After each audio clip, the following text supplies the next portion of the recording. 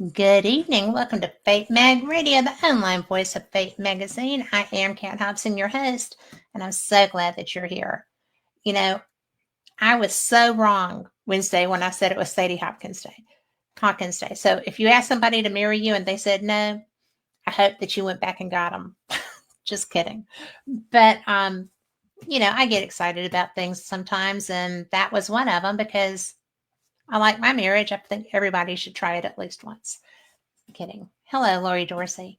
I am really enthusiastic about tonight's show. I have been following him on Facebook for a little while, and the first time I saw him, somebody else was talking about him. And I thought, well, he sounds kind of interesting. So I went and looked at his Facebook profile, and I thought, well, okay, he is pretty interesting. He likes the same stuff I do.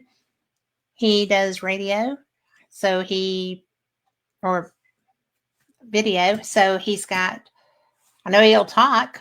So I went and asked, and he said yes. So I have Michael Rose here tonight. He is Dark Hour Paranormal.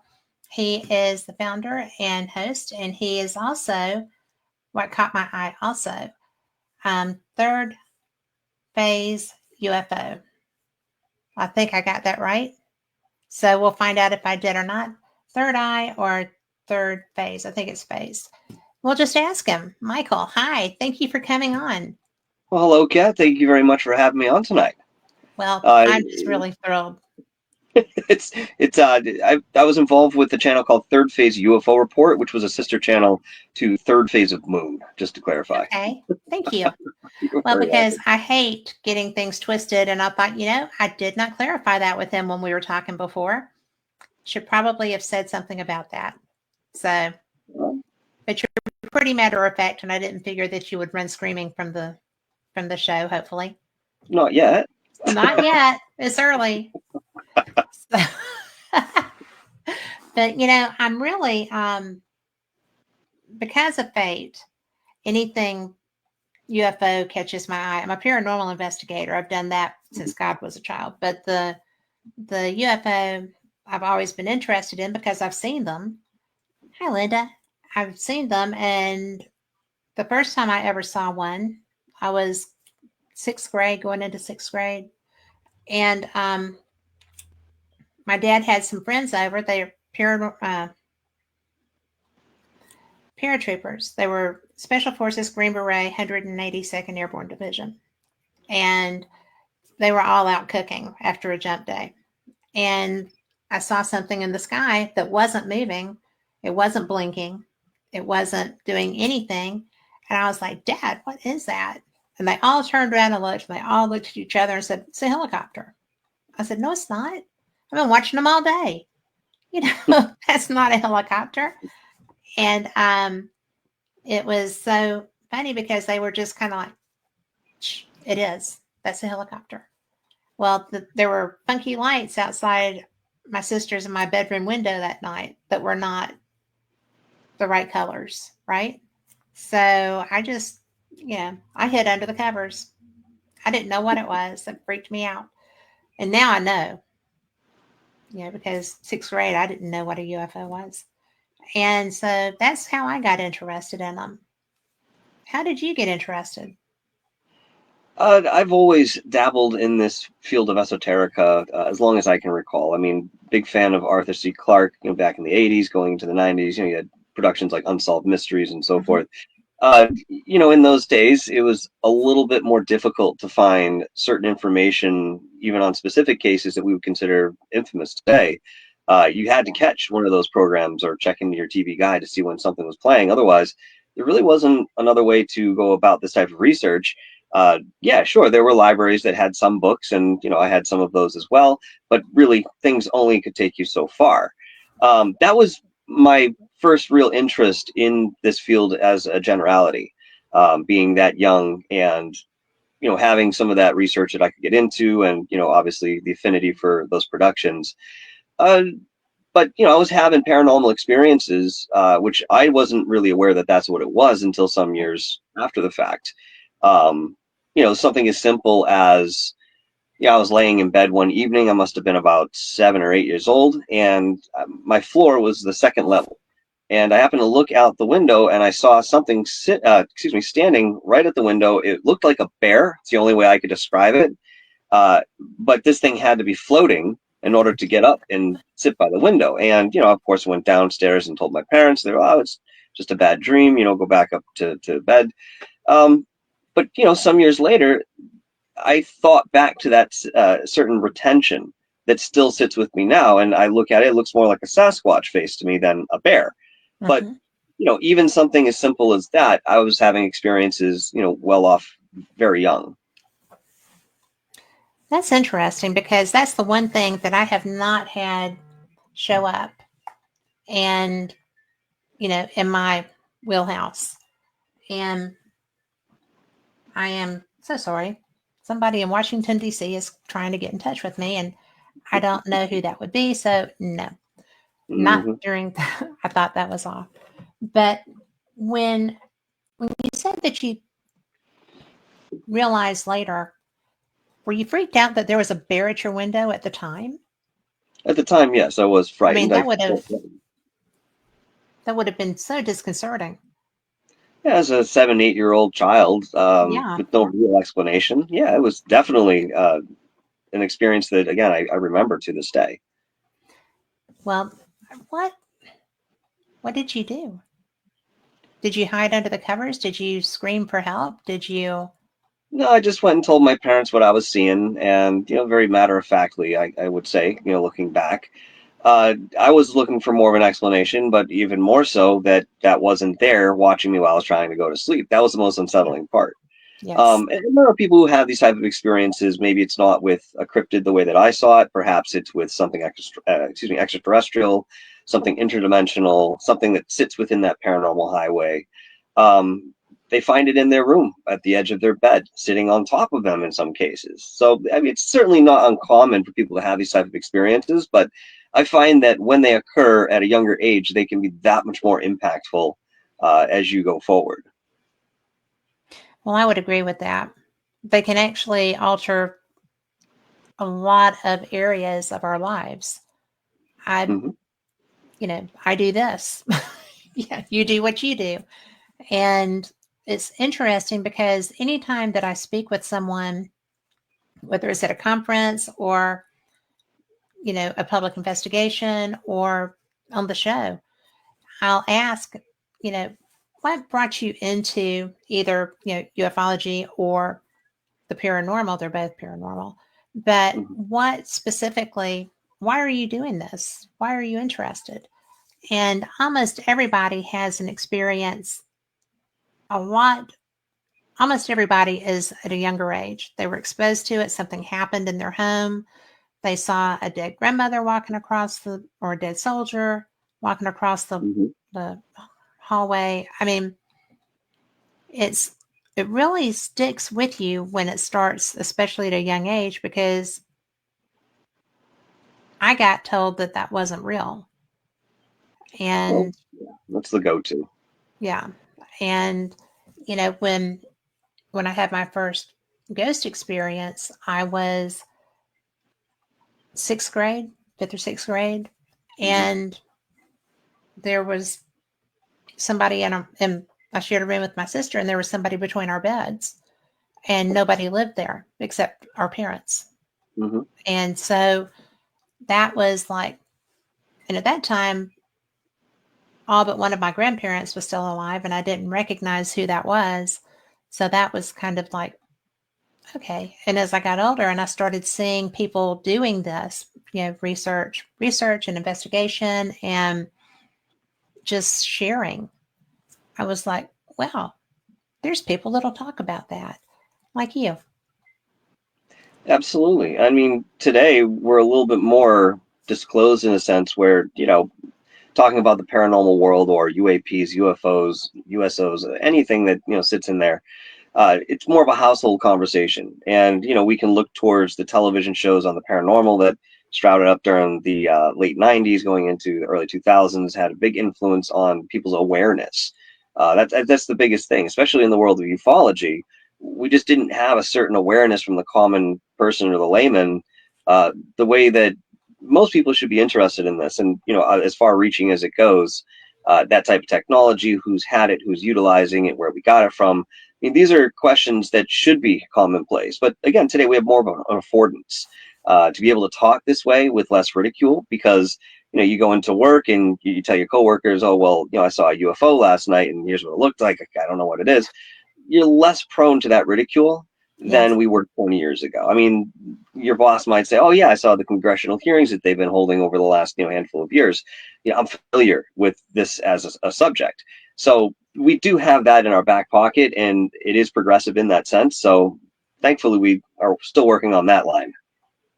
Well, I have really been enjoying the interest that Congress has suddenly developed in this subject. And, or I guess maybe the willingness to at least act like they're going to share information. My very favorite was Nancy Mace's face when she asked a question she didn't know the answer to, which was, do we have remains from these crashes? Yes. Are they human remains? No. I mean, just don't ask a question if you don't know the answer. That's a really good rule of thumb. It's But out there. especially, I mean, you talk about Jaime Maussan and the mummies that he's got. What have we seen? Only a handful of those rolled out. Well, there's upwards of 25 left for people to see that they will eventually purportedly bring to the table. They won't let any scientists from America go in there and do the testing that's required. And I think that if we were allowed to do that, there would be a little bit more credence to what they are. But we're still up in the air. I mean, yet this is some of the most provocative and controversial things from the subject itself that we have in front of us right now. I often say, especially in the paranormal world, would we know the smoking gun if we saw it now? Chances are we may not. We are very saturated in these fields, and there's a lot of contrivances that have gone into what might come across our desk in terms of a video or some sort of audio evidence. And people can do a lot of different things, and now you have the advent of AI in the mix. Things just become much more mired. But that being said, we still have to do our due diligence in this research, and that's why thinking about this with a critical mind is so important. And yes, you'll have the anecdotal right brain sort of thing going on as well. That'll be perhaps your experience or somebody close to you within your peripheral. But that being said, we should always be looking towards the explanation that we, at least in whatever capacity, have to give ourselves when we're talking about these different aspects of this field. It's really interesting when you're talking about the anecdotal things. We have such an opportunity if people will step forward and take it, because I interviewed, I guess a year ago, maybe a little more than a year ago, Jacques Vallée. He had written a new book with his co-author called Trinity about the crash prior to Roswell. And it was definitely a bizarre thing for me to talk about. I wasn't aware of it. And yet there had been a man that was reaching out to me whose last name was the same as one of the children who saw that crash. And he would never tell me what his background was. I was going to have him on, and I started asking questions, and he started pulling back, and I'm like, I need to know. I mean, I can't just bring you on if I don't know what your history is, because again, I did not recognize that name. And when I was reading Jacques' book, I was like, I'll be darned. There's that guy. That must have been his dad or his grandpa that, interacted with the being that had survived the crash. There were, I think, 3 of them, and that they all ultimately died. But it was a few days before the military showed up. And they only came because their telegraph tower had gone down. They couldn't communicate, so they had to follow the line to find where something was broken, and they found a UFO. Crashed with 2 dead bodies and 1 dying. So, and the kids watched from a hilltop. The reason they saw it was because they had snuck out on horses. I mean, to go out and do a sneaky horseback ride at night. So, things like that I love that, because it's always somebody that's just in a random spot that either they weren't supposed to be in or whatever. But, because those kids were out there on their horses and trying not to get in trouble, they watched the whole thing being very quiet to make sure nobody showed up. So, There's a couple different things you could think about this. I mean, it does seem like randomly they're in the right place, the right time, wrong place, wrong time, however you want to look at it. And yet we do understand from people who have interacted with extraterrestrials purportedly, or have continued contact in certain ways, that yeah. there's a very stark nonlinearity that goes into some of the existence of these beings that they encounter. And they probably know far more than we do in an intuitive sense and know how to utilize that as become part of their natural course to whatever degree, that body has the capability of doing so. Um, it's been said in many different ways that, if you've seen a UFO, there's like a 90% chance that you've been abducted before. You just don't recall. Again, this idea is that a lot of us are being utilized in that way. And, this is something that's been going on for as long as anybody can remember. But, that being said, you bring up, certain names here and individuals that have had experiences so long ago. It's really important that we sit these folks down now to whatever degree they're willing to cooperate, because they're a dying breed. Calvin Parker, Yes. Travis Walton. I mean, these are famous cases that ufology will be talking about for the rest of time. I mean, it's the foundation of what we've had to work with since we've ever turned an eye to the sky this way. And keep in mind that these are all modern interpretations Yes. of what's going on. We see in ancient history and lots within petroglyphs, hieroglyphs, and so forth that, there's a possibility that we had a relationship with certain extraterrestrial species, and it wasn't so uncommon or out of place that, yeah, we knew that there was life in the universe and that we had interactions and influence perhaps in both ways. So we're very much, at the end of the Yuga cycle, which lasts about 26,000 years in certain terms. And, thinking about it as a clock, if you see that 0 point up at 12, coming down to the 6 o'clock point, within the energy and transitions that happen in the earth physically and the life that's there's a consciousness that can be quantified to a certain degree within this phenomena. And the Yuga cycle pretty much illustrates, when civilization on that planet is more conscious and less conscious based on this cyclical movement.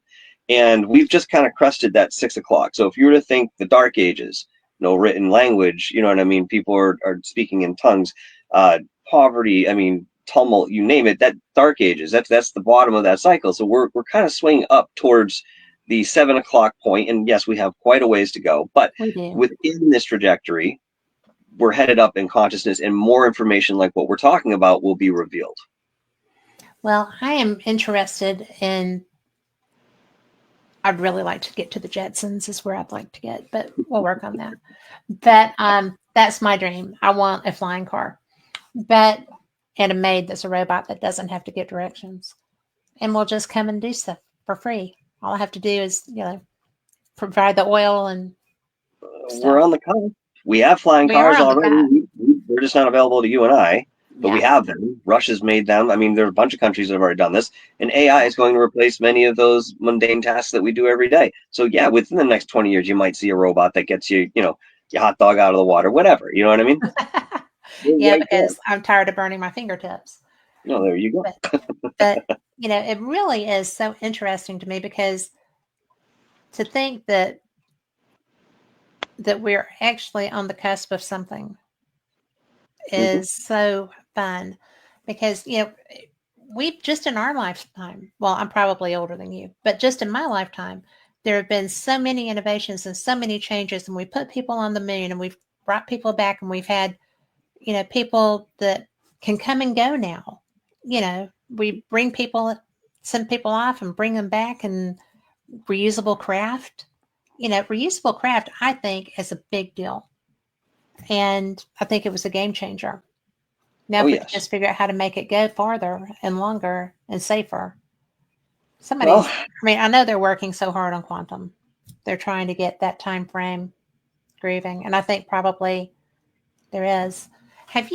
Are you familiar? I know you are. You've done this forever.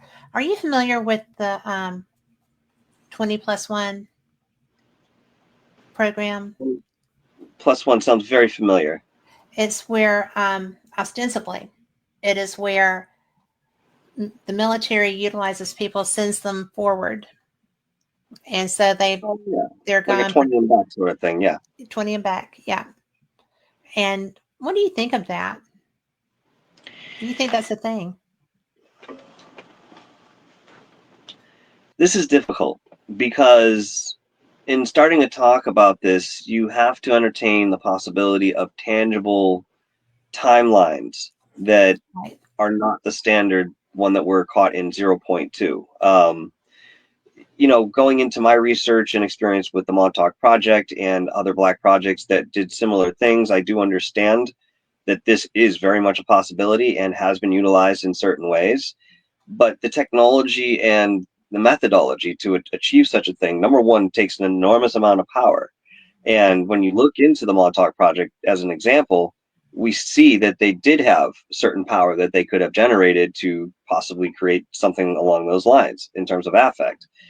But in speaking to a lot of super soldiers that claim to have been out on multiple campaigns or very specific details about life in battle and within military factions, I will always entertain those because I can't disprove it.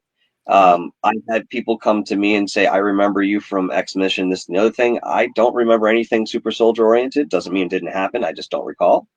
And yet I'm readily able to pull up certain memories when it comes to Montauk. And I wasn't there the way that some of the participants or those that were forced to participate were. I was in a different faction of energy that, if you want to, we can go into that. But, long story short, I mean, it's up to you wherever you want to take it, we can go. But, to get back to your question there, I would have to say that there is validity until I can prove otherwise. That's how I feel about that. So, have you actually spoken with any of the individuals that were part of the 20 and back? Yes. I have Yes. two. Multiple individuals. Yes. And I felt like when I spoke with them, I felt that they were very genuine. And yes. I met them initially. I met two of them at a conference who had gone fairly public. Mm-hmm. And I just thought that was so interesting because they were catching a lot of crap. They were being very strenuously judged, and it was harsh. I don't know that, huh? They're easy targets. They don't have any proof. They have exactly. all they are easy. Claims, but it's that's why it's really difficult to get into that side of the field, and yet we can't sit here and say there's nothing to it. We cannot, because if the men that I spoke with were not being honest, then they had been very well trained as disinformation agents. Mm-hmm. I mean, there wasn't a lot of in between with that. The information was good. The information was strong. The names affiliated, just the ones that I heard, and I was not familiar with that program at all. I was like, really?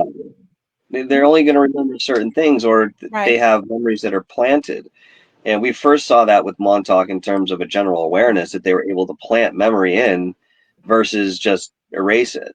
So, somebody you're talking to may be very genuine about their account because to them it's real and they believe every bit of it. They remember it. Without this other element inside that equation, we could be duped. And I don't mean just the listeners, but the person that, went through this as well. Yes. So it's difficult because I have met people that I do believe had an experience that way. They have certain detail that I don't know really where they would have gotten that outside of some sort of military faction or discipline. And yeah, there are a few. I could sit here and tell you names right now. But that being said, on the opposite side of things, I have come across people who genuinely believe that they were XYZ and they weren't.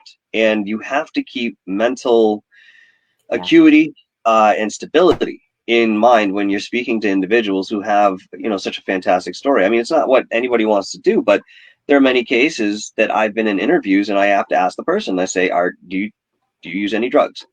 And I don't mean that in any disrespect, but I need to know, are you on any sort of medication that could be causing XYZ in terms of your experience? So let's rule that out. That's really the idea. But when that element comes in, it may be a factor, it may not, but it's really dependent on the circumstance. Well, I actually have never asked someone that in an interview. That's a good question to have in your quiver. Yeah, I mean, Because, if it's necessary. well, were you involved in Montauk? Energetically, I am connected to Montauk intimately. You know, some of these claims that I'll make, people can ask for a substantiation. If you'd like to, talk to me outside of the show, I can give you as much as I've got. But the three whistleblowers, Al Balick, Duncan Cameron, and Preston Nichols, were all part of my soul family. When I got that realization and it was confirmed intuitively, not just through me, but I had others that I worked with, it really set me aback, and yet still placed a lot for me, because where I grew up on the coast of Connecticut, I'm pretty much looking directly across the Sound at Montauk. Gardner's Okay. Island is sort of in the way, but Montauk has always been there for me. Now, I couldn't have been a Montauk boy. The project ended in 1984. I was born in 1981. And yet I talked to people that are born in, the late 80s, going into the 90s and so forth, and they were running sister projects that were still coming directly back to Montauk, whether it be energetically or physically. And they claim that they were sent back in time to, visit the first legs of the project, and they were there as observers.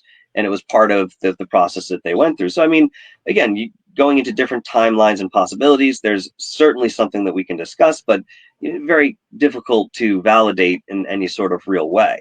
But my connection, going back to your question, is on an energetic level. And one of my responsibilities with this association is to heal a lot of what Montauk had done. And this goes into different dimensions. It goes into different corners of the universe, even quite physically in a sense. There was a lot that was experimented with empirically Yes. that did a lot of damage, not only to individuals who, some of them are still lost out in the ethers or some timeline, nobody knows what happened to them, or entire dimensions themselves have been uprighted within their math and now do not, hold the harmonious signal that they normally would, or signature, within the enveloping dimension of, the 12 dimensions that we have within this matrix, if you will.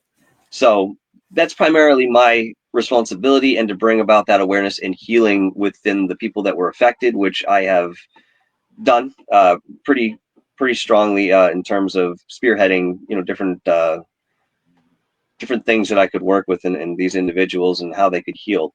But that's what we have time for now. That's what we're here to do now. Yes, we remember the things that happened, but we need to get past the trauma and heal together, because there are some of us who, again, are connected energetically to these types of projects that have the ability to help each other. And as long as we can get into a safe space and have that conversation, I generally find it to be very successful. Can you share a little bit for people listening who are not familiar with Montauk? Certainly. It's a very wide-reaching project. It really was comprised of three different projects, namely Phoenix 1, 2, and 3. Each one of these built upon the last, and really all of this began with, radiosonde technology, which essentially has to do with, weather manipulation and so forth. Orgone energy with Wilhelm Reich and his experiments with that was also very influential, because orgone energy, when directed properly, can heal anything that ails us. Any physical problem that we have, it can heal us. And also can do the exact opposite when directed a different way. It's a very powerful life force energy that was discovered and started to be utilized a bit more out in the open, through the late 40s and going into the 50s. So, long story short, Montauk happened at Montauk because they began at Brookhaven National Labs. And, initially they were trying to figure out a frequency that they could beam at an individual that would allow them to take over that person's mind and very simply said, have mind control. And they experimented for some years, and eventually they did find it, and they brought it to Congress and said, hey, look what we can do. We could weaponize this and this and the other thing. And Congress was not too keen on the idea that, well, they could typically do that to anybody they pointed it at, in terms of that research, including members of Congress. So they defunded it, and yet the Air Force was the one to pick it up. And within that effort, they moved out to Montauk Point, which has Camp Hero. It's a Revolutionary War military base that has been expounded upon and utilized for many years for different reasons.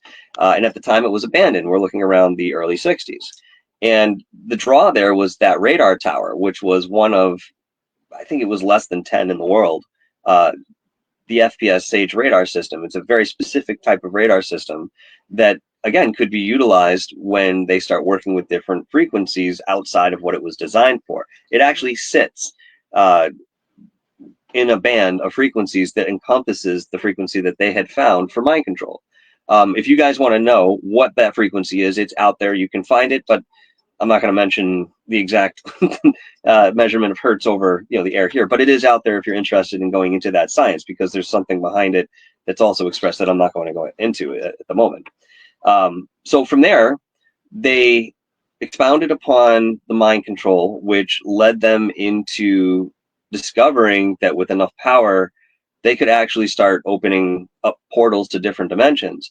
So they would just be throwing people into these things to see what would happen. If they came back, if they didn't matter. It's empirical. Get somebody else. Oh, this one died. Get them out of here. Get another one in. Very soulless. And yet, of course, our government would never be involved with that, right? What's that? I said, of course, our government would never have that inclination at all. Yeah, of course, right? But the funny thing was, the traditional government that we are familiar with was not entirely aware of what they were doing.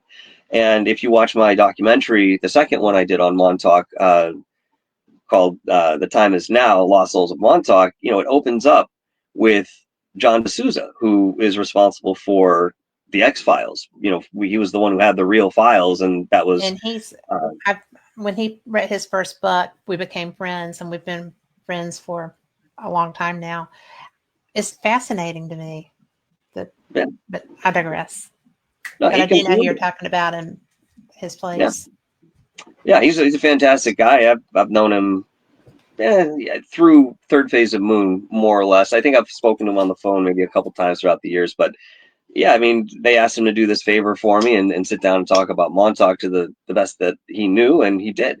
But again, here's a guy who was in those military factions, and he had the ear on that, people were doing stuff down there, and he could hear some of those details of time travel and going into super soldiers, which was like the latter part of that program. They kind of figured out how to make that work. But, let's just put it this way. If I were to sum it up, it was a manipulation of time, space, and energy, with a focus on mind control and seeing what limits the human body, the emotional body, mental state could take, and then drawing lines, similar to what the Nazis were doing medically during World War II. It's actually fascinating to me because when I started talking to people that had a background and knowledge of this, I was so surprised. I did not understand, and I was angry that things like that were allowed to happen and happen frequently. I mean, there's been more programs of that nature than anybody would ever want to discuss. And they've been, I mean, they've had moderate, all of them, success rates. And nobody has ever really been held accountable for doing goober things with that. And for lack of a, my technical term. But it's really horrific what happens under the guise of improving things and under the guise of science. We just had a large part of the world population wiped out by a virus that was allowed to be released, and nobody knew what to do with. And No, and there were you a lot don't, of thoughts. Yeah, when you play yeah. with science, you know, it's tough sometimes. And there's I rarely understand. accountability for that. There's definitely got to be accountability. The problem is a lot of these things happen within privately funded Yeah. factions, Yeah. and again, the governments really don't have any say or knowledge about it. I mean, take anything that's retrieved. Sometimes. Okay, Yeah. if you Yes. picked up by Skunk Works, Lockheed Martin, if you pick up by any one of these independent military contractors, and once they have it, they don't have to tell you, and they don't have to tell the government. They don't have to tell anybody anything. They're under no legal obligation to share that. So when you have that type of isolation and um, succession, you know what I mean? We're going to come into some hiccups here in terms of how we get certain information or what's being released to us, what we're allowed to know, the reason that they're still keeping it secret. I mean, so many other things come up when we look at this a little more deeply and realize who has the reins. Yes. And it's always the man behind the curtain that's the most dangerous. Yeah, I mean, these people don't abide by the law like you and I have to. It's not a faction of their life, it's not an element, and they therefore live completely separate realities than we do. Very much in a defining sense, the way that the rich live versus the poor. I mean, it's that great of a gap in terms of what they know and utilize versus what we do. Yes, it's very frustrating. I want all the toys. I Yeah, want well, all no, the no. access. I want all the access to all the toys, and Mhm. especially the travel that I understand is available. So I think that would be just fantastic. Well, I mean, Well, they're already proving time travel on a quantum yeah, level publicly today. So yes, the next thing will come out and roll out. I mean, we're so far behind in what we have for knowledge. I've had, people tell me that we're well beyond what you can imagine in terms of the technology we have. And I said, wait a minute, I can imagine time travel. I can exactly. imagine teleportation. I can imagine a lot of different things. You're saying we're beyond that. And that person told me, who was higher up in the echelon of the Air Force, yeah, that's where we're at. He goes, any of those things that you can think of, the Star Wars and Star Trek, all that stuff conceptually, it's all been done. I said, you got to be kidding me. So there's something happening behind the scenes somehow. And of course, one must sit back and wonder, how would you hide something along those lines? A project that's so massive and dumping money into this, there are resources that need to be tapped into.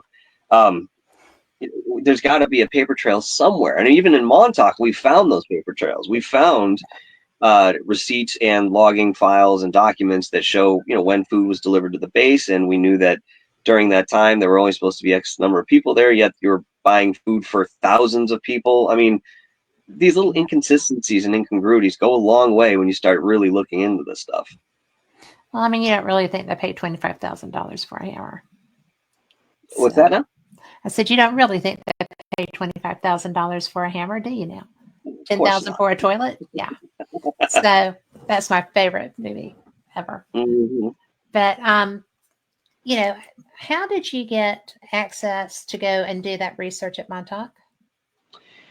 I had the inclination to go out there at some point. I'd been thinking about it for years and not sure why it took me so long, but there was a draw that I had on a very intuitive level to the point where it was uncomfortable. Like I had to go there. And through some of my networks, I was speaking to an individual by the name of Long Island Bigfoot, fantastic guy who's out in Long Island, clearly. And he said, I have this other guy that has been very involved in Montauk and researching it for almost 40 years. I mean, boots on the ground research, working on putting all this stuff together, evidence wise and so forth. Said his name is Brian Minnick. I said, wow, that name sounds really familiar. Not realizing that I had already seen him on the Dark Files with Christopher Garantano, just didn't know it was him.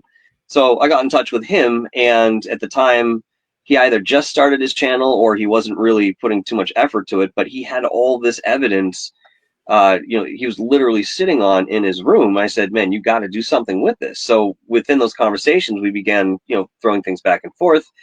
And I said, look, I want to do a documentary on Montauk. Um, we knew Peter Moon quite well. In fact, Brian's better friends with Peter than I am. But I said, if we could get Peter to come down to Montauk with us, I mean, again, these people are aging very rapidly. There's not going to be many chances left. Peter's a busy guy anyway, but he was able to accommodate that, and he came out and we ended up, filming over the course of 3 or 4 days. And that was the first documentary that I had put out on that. But yeah, with my relationship with Brian, we realized how much of a passion we had for the truth that was very much wrapped up in a lot of disinformation, legend, and lore. And yet Brian had been going to this base collecting physical pieces of it since the 90s, early 90s. And nobody else out there has done research like that on Montauk or Camp Hero. So it was a natural fit for the both of us. And then, Michael, who is Long Island Bigfoot, has always had his own interest, but it doesn't go as deep as, what Brian and I are trying to accomplish. But he always comes on and enjoys the trips out there with us. But, it's nice to be out there. And yeah, the area feels very strange. And if you know more about what occurred there, sometimes it lets your mind run a little bit. But there's a lot of history that goes into Montauk, and there's a reason that it is what it is in terms of a focus. I mean, just to say, for example, Pharaoh, the name Pharaoh, the surname, which we associate with Egypt, is only found in one other place in the world in our history, and that is in Long Island. Yeah. Okay. People say, well, why? What's the connection? Not realizing that when Pangea was around, Long Island was snuggled nice and tight right there with Egypt. It's literally the same earth that Egypt is. It's just migrated over here. So there's that very distinct connection with the core of that material. And then the cultures are also in that mix as well. Look, when the settlers came over here and they went to Long Island, they noticed that there were pyramids everywhere, some really big ones and some smaller ones. So they went to the Native Americans, the Algonquin at the time, and they said, how did you guys make these pyramids? And they said, well, what do you mean? Which ones? And they go, either of them. You got big ones, you got small ones. They go, well, we didn't make the small ones, but we made the big ones. And they're like, oh, well, who made the small ones? And they pointed up to the sky. They said, oh, the people that come from Mars. Yeah. They said, we don't like them much because they come down here and they take our women and children, and they set up these little pyramids that have something to do with a grid that deals with their electricity the way that they're using it.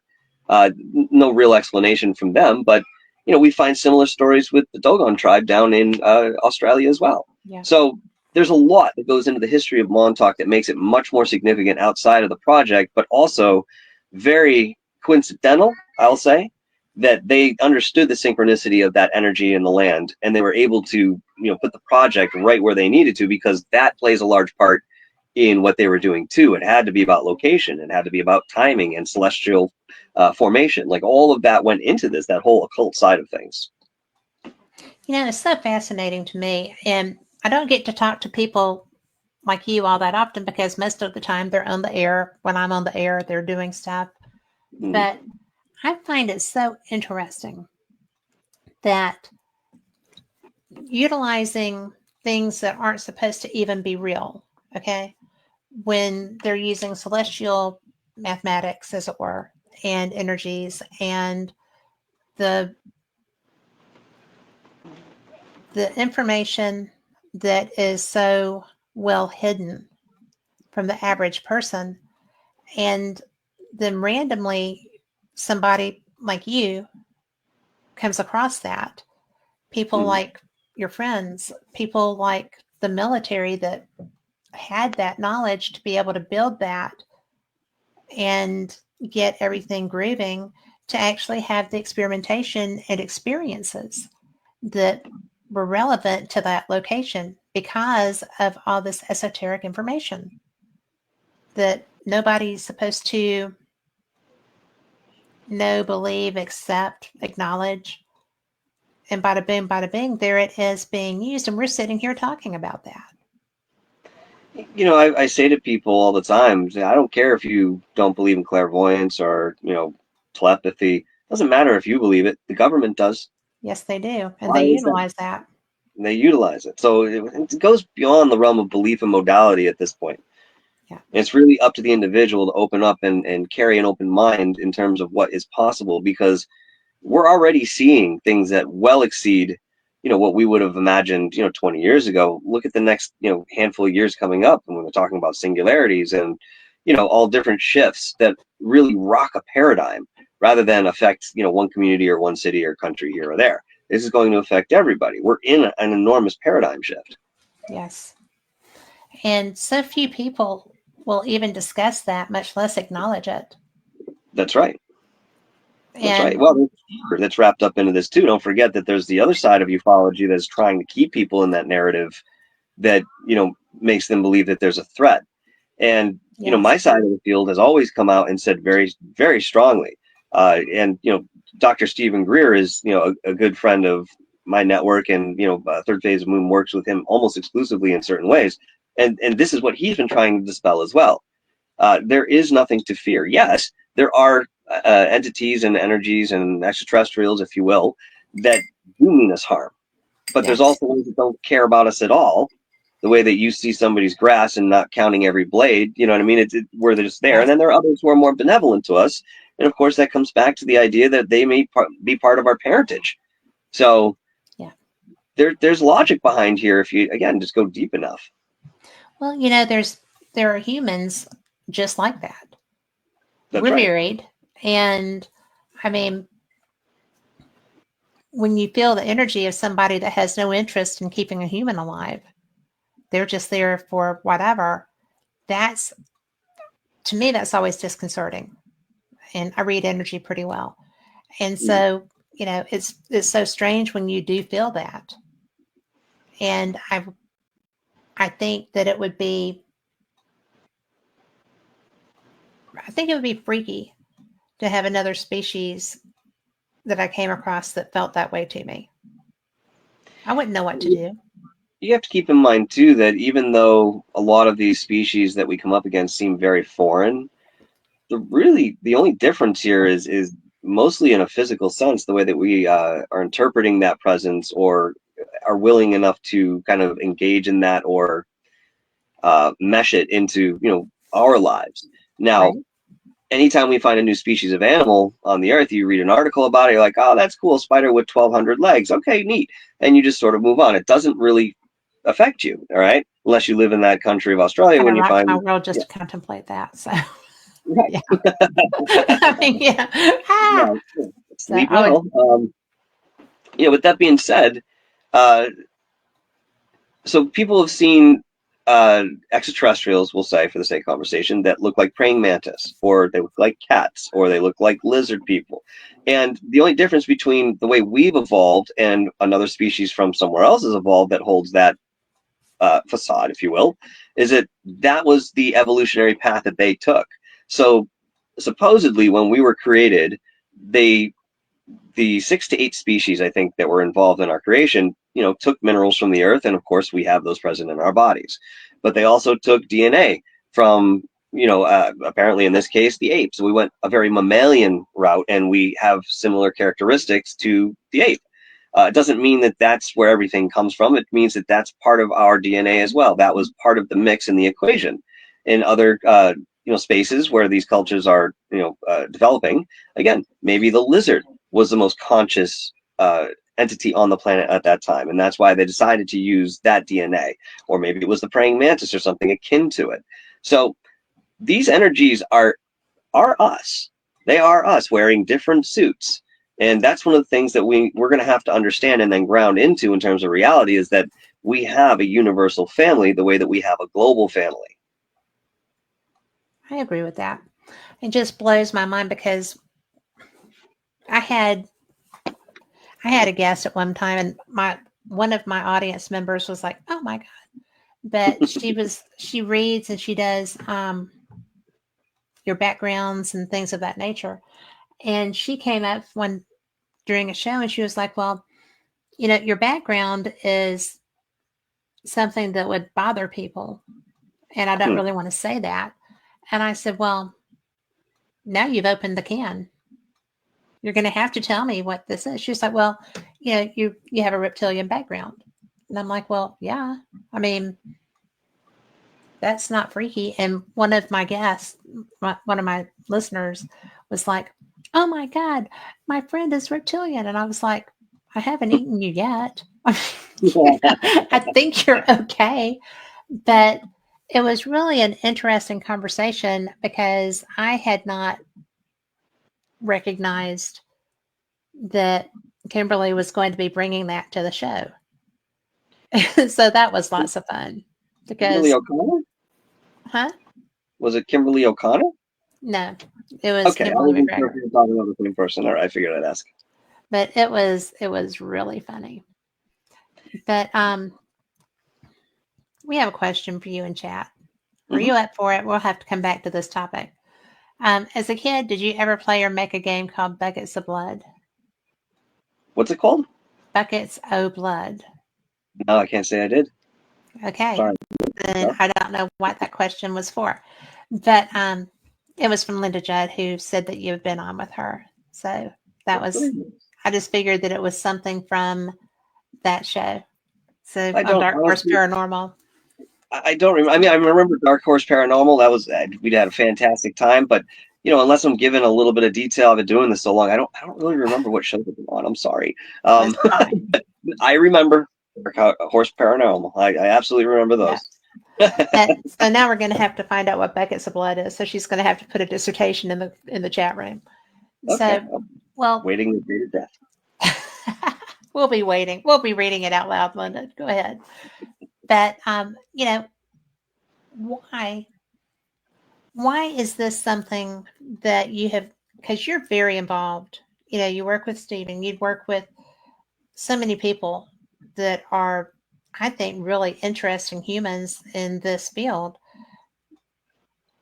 What made you feel so strongly that this was the way that you wanted to go? I mean, the CE5, I love that. In fact, my guest next week is Costa Macraeus, who is very involved in that. And so that's not something that people take lightly. And I Right. assume that you don't either in your work with that. That's correct. How did you get so involved with Stephen and get all of this stuff grieving? A lot of it has to do with timing and just people that I've met along the way. In starting going from radio to YouTube was not something I had intended to do. But I was told at a certain point by an individual that this is where things were going and that you kind of have to. I'm like, heck, being old school, I want to stay on radio. That's what I'm familiar with. But I eventually, found my way in that and became natural.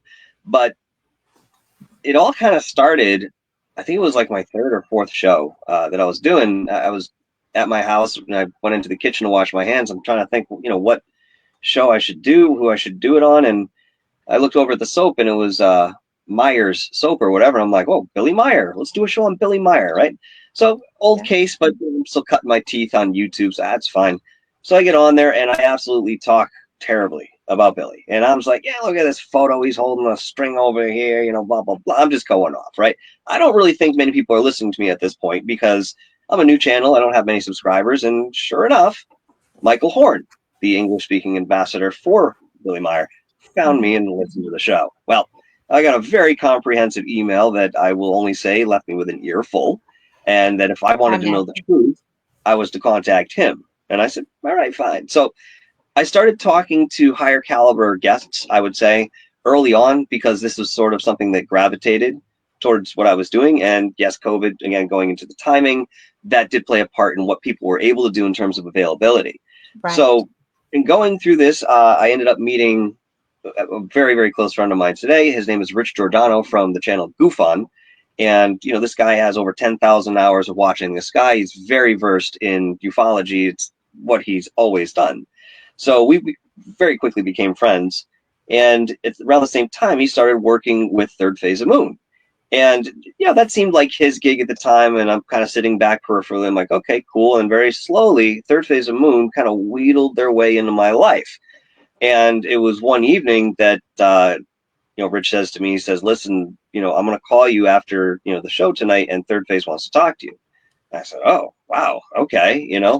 So I get on the phone with them and they asked me to be a panel member and, attain certain responsibilities within their productions and, maybe even travel at certain points and help with the documentaries and all that. Yes, I'm absolutely flattered to do this. So we ended up cultivating a friendship very early on, which put me into contact with other folks, including Stephen Greer, who I have not actually met in person yet. It's been a very peripheral relationship I've had with Stephen, working very much with, Third Phase of Moon. I've done various jobs behind the scenes that involve him as an individual, but he's also somebody who's really difficult to have him sit down for a minute. So, I mean, the fact that Third Phase That's has cut true. 4 or 5 documentaries, featuring him has really been something that nobody else has really done before.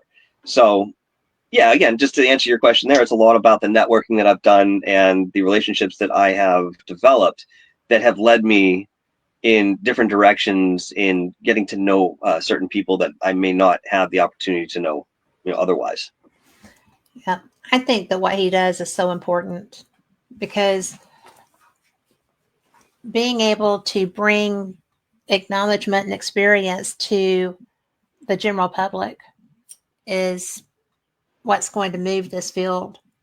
Mm-hmm. And I think that's so cool.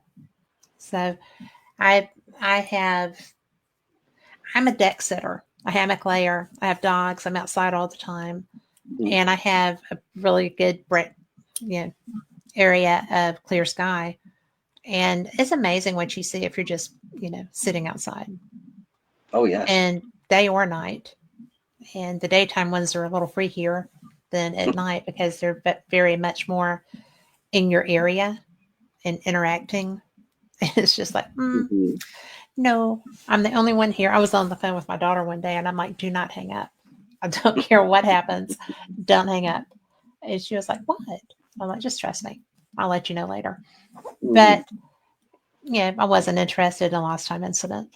Certainly not on the phone with my kid, right? But that would be that would have been so hard to explain.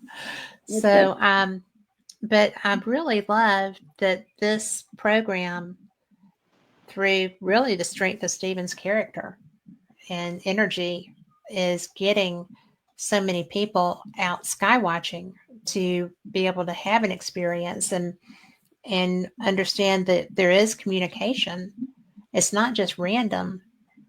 It can be random, but if you're actively trying, it's not random to get an interaction. That's right. I think that's really special and really cool. And that alone would probably freak a lot of people out, but I think it's a gift. Well, it puts the power in people's hands. It empowers Yes. you as an individual, and a lot of people aren't ready for that type of power yet. They're still worried about a monotheistic guy that lives in the sky. You know what I mean? I'm going to pick on some of those religions that have the same format because it's so old. And if you just go into the history of these secret societies, you'll find where they were born. Yeah. So how do you continue to deny that reality is something much more than what you initially see or make of it, because you have a story that you've been given, and someone else's idea of what the world is, you're given that at an early age. It's only about in adolescence that you get a chance to actually think about things for yourself, and of course is where you get rebellion and so forth from. But on a spiritual level, you haven't had a chance to even decide what's real and what isn't, and now you've subscribed to something that you can't substantiate. Look, Yeah. when people say I feel Jesus, or I'm feeling the Virgin Mary, sure, I believe that that's happening, but it's the verbiage that you're using which is disengaging to certain people. And for what we're doing moving forward, people are free to keep that religious modality, whatever it may be, if what they're comfortable with. But they have to go into this understanding that, if we do meet on a larger level, an extraterrestrial species, or even something that's terrestrial living in the earth and, now comes up, but looks like it's an extraterrestrial, there's going to have to be an adjustment for that. And they will have to augment that truth within what they believe. But again, in doing that, you have to understand that the truth is more fluid than not. So, things can change. Are we ready for that change? Well, there are a lot of people say that we are. And people like you and myself, Kat, we certainly are. But it's also our job in what we're doing to very gently introduce what may come up sooner than later to audiences that don't necessarily have that perception. Well, I'm more geared towards coming out of the sky than coming up out of the ground. It's both. Honestly, we've got them here. I know it's both. But people want to make it one or the other. And I'm like, no, it's both. Well, I mean, because look how many of us there are, and how many different ways we look. I mean, it's not unrealistic to think that everything is likely to change pretty quickly with just one introduction. Well, I mean, the thing is, too, I went to Belize few years ago with the company RKOX that I founded with Jared Murphy, and we were given exclusive access to a site that most other people, including government officials, are not allowed to go on. It's privately owned. It's the only one in the country by a Mayan culture. And it was only then when I got there and we went up into the woods and we started seeing the caves that I realized that the Mayans, by and large, lived in caves. Mm-hmm. They lived underground. So, if we can do it, and we've done it as a populace, well, I mean, we have, yeah. Do it. Yeah. I just think that, and it's just going back to old episodes of Fate or old, what are those, the Fright Night movies or whatever, that I'm okay with that. I'm not okay with a burrowing kind of looking humanoid creature. And I don't know why. Some things I'm fine with, some things not so much. And I'm not afraid of really meeting anybody. I would like that opportunity. But it's and I thought I was going to get a chance, but when the craft came out of the cloud, there weren't any portholes. I was so bummed out about that. Sort of. But it was just like, all right, look, there's something that's moving out of that. There was a yellow cloud that was so low, it was over my gazebo coming through my backyard. And I'm like, that's when I was on the phone with my daughter. And I'm like, okay, don't hang up. Just don't hang up. And then nothing. The front of it came out at the cloud and then it pulled back in and then it left. And I was just like,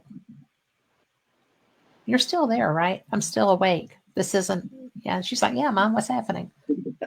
So that was interesting. But, I wasn't afraid then. I didn't want lost time. I didn't want to not be there when my husband came back and nobody know what was going on. So I was just like, just don't hang up. Just, whatever happens, don't hang up. And so it wasn't like I was, and every time that I have tried to report an incident to MUFON 3 different times, their system never accepts it. That's MUFON for you. And I actually called their, director of whatever and said, look, I've tried to report something 3 different times, 3 different incidents, and your system doesn't work. It's terrible. 3 times. And he was like, well, you need to put that in work. I said, I'm trying to do it. So now I'm reporting it to you because you're over that,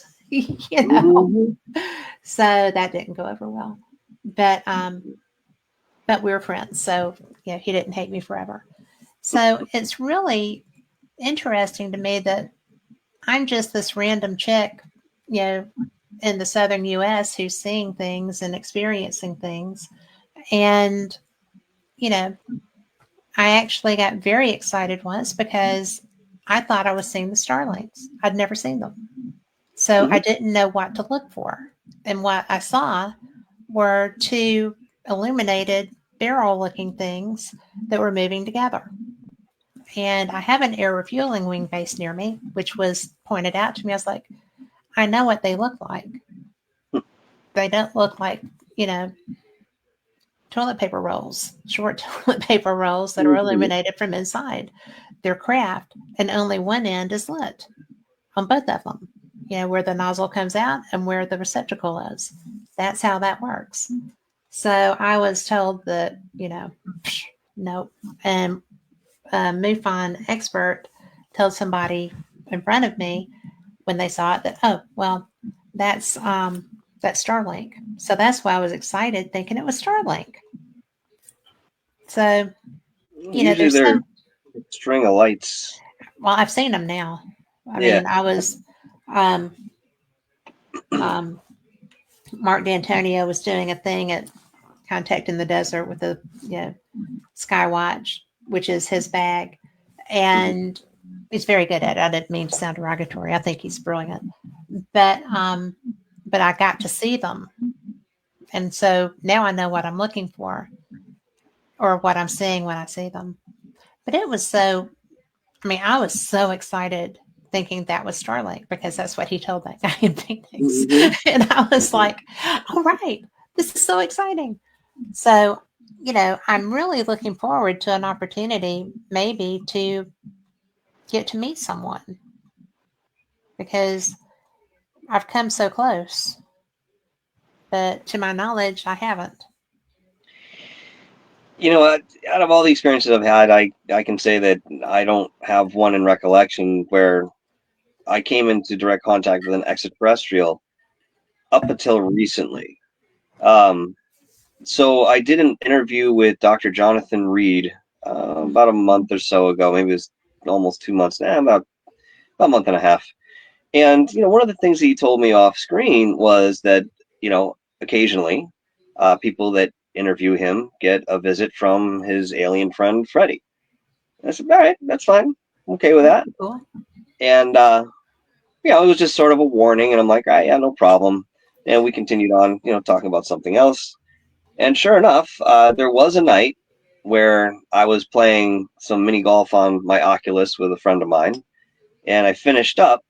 And as I put the Oculus down, I turned around and I saw, for just a brief moment, uh, what looked to be some type of extraterrestrial sitting in my chair, and then to the left of him were three other beings that looked like ribbons of light. So they Oh, didn't how look anything cool. like him if they were with him. And as I kind of gathered my senses for that half second that I saw them physically, I realized that I was having a conversation with them that was deeply involved. It had something to do with spirituality, and that the conversation was now over. And whoop, that was it. They all just disappeared in front of my eyes. Oh, And I wow. stood there scratching my head saying, wait a minute, did I just see what I think I saw? And I'm trying to feel this out. And as I talked to a friend about it afterwards, he says, did you feel threatened? I'm like, no, they felt like friends. There Yeah. was everything natural in between us, but apparently while I was playing Oculus, going into these other timelines and Right. thoughts, right, I was having a conversation with this one and whatever those three were over there. So that's the only time I've actually had that experience. I have yet to tell Jonathan. I have him coming on again on Tuesday night, so I'll be speaking with him off camera about that. I'll be Um, listening. yeah, I'll be curious to see if there's any sort of corroboration in the visits that he gets. But yeah, outside of that, I've never really had an experience. I mean, I've seen UFOs. I've seen the traditional Bob Lazar sports model. When I was 19, I saw that. Yeah. Then I saw a PR3B when I was in my mid 20s. Um, but yeah, nothing in terms of real interaction with a biological entity. Well, you're the only person I have spoken with who has seen the light beings. I think that's interesting. I didn't know what to make of them. And even today, if I were to sit down and draw them, there was something very etheric about their makeup, wherein I knew that they were there, they were utilizing the space that they were in, and yet they weren't. So there was something about that physiology that I can't really put my finger on, but that's the best way I can describe it, like thick ribbons of light. I mean, the ribbons were about this thick and, went up almost like it looked like a stick figure with no head. Oh, wow. They were conscious beings. I don't know if they were tag-alongs or whatever the case was. I don't know what they were doing along with this other one that was sitting in my chair, but yeah, I've never seen anything quite like that. I wonder if they were peers or if they were, like travel buddies that were just information gathering. Yeah, all above could be possible. We could only sit in the realm of conjecture with this one, really, unless they come back and I can ask them. Well, let me know Well, I because, will. because I think that was cool. I have not interviewed Jonathan Reed, but I have spoken with him, and I find him so interesting. So I love the case, and I have to say, out of everything that I've come across and that's come across my desk, this one really takes the cake yeah, because of the evidence that he has, and yeah, because of the witnesses that were there to view the body, and during the 8 days that he had it in his possession. Um, multiple points of evidence that can be corroborated, all the way down to DNA and RNA sequencing. This is not something you generally have with, a typical UFO case. Uh, right. Jonathan's story is so much more involved, and the only thing I feel bad about is that he's had a hell of a time trying to get this out there just to talk about it. I mean, obviously, excuse me, in the way that somebody like Phil Schneider's life was uprooted by the information that he carried around and talked about. The same things have happened to Jonathan. Thankfully, Jonathan is still with us. They weren't, these attempts weren't successful. Yeah. But there were things that did happen, and he has people around him that protect him because it's necessary. Even in going through to get in touch with Jonathan, I had to speak with Dr. J Radio Live, who was Art Bell's producer, and this is how he knew Jonathan and what have you. So he'd interviewed him about a year ago or so, and I was really excited to see what those interviews produced, because it was just so in depth. So when we did this interview together, he actually co-hosted with me at Jonathan's behest. Right. It was a familiar face and voice, so to speak. It turned out fantastic, and yet we only brushed the surface. So we'll be getting back to that on Tuesday.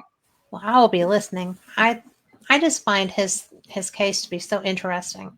I think that you have a lot of contacts that I enjoy, so I am catching up.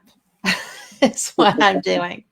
So, well, I just found you fairly recently, so it's interesting to me. Huh? I'm so glad you did. I am too. Well, what do you think is why do you think that Jonathan's case has been so buried? It's a product of its era. If this happened today, it would be a lot more difficult to cover up. But again, just like Phil Schneider, I mean, he had something that certain parties did not want others to know about, and for all we know, there might have been some involvement with that conviction and determination. But it's one of the most compelling stories that's out there, and it's not easily discredited because there's so many different facets to this. I mean, how many other UFO cases or interaction cases that you come across where somebody has a physical artifact from their interaction, and they can wear it, and they go on public television, live television in Mexico, and demonstrate the thing, making them disappear? Look, I understand all manner of camera trickery, but this was performed in front of a live studio audience. Yeah. So again, Jaime Maussan was present. There are multiple witnesses to corroborate what Jonathan claims, even in the most fantastic of ways. And that, again, is something we just don't have in other cases that perhaps should. Well, I think that he's been done very poorly. Oh, absolutely. That's intentional. It's just, It was so traumatic. And I feel like it would have been so traumatic. So, not many people would have survived. No. Jonathan's a true warrior. Yep. But so where do you see yourself going with your next phase of research? What is your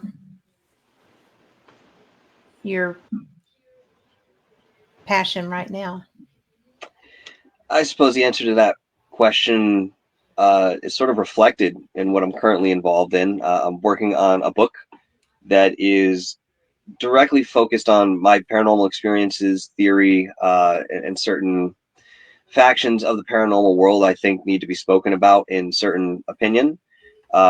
Just sort of a benchmark for where we are right now. So I'm putting that together. Hopefully that'll be done by the end of the summer. I'm also working on another Montauk documentary. This will be the third in the trilogy, and for the foreseeable future, probably the last of this type. I mean, I will continue to research with Montauk, but I'm going to be a little bit more niche when going into certain areas of that subject after this documentary.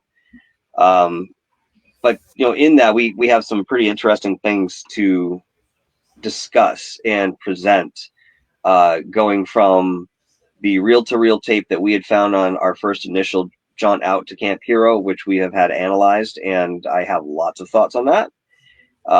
all the way to an individual that we met in Camp Hero who was a native of that area and remembers all the stories going throughout the 70s specifically that talked about, kids being taken over to the camp and what they were doing there and so forth.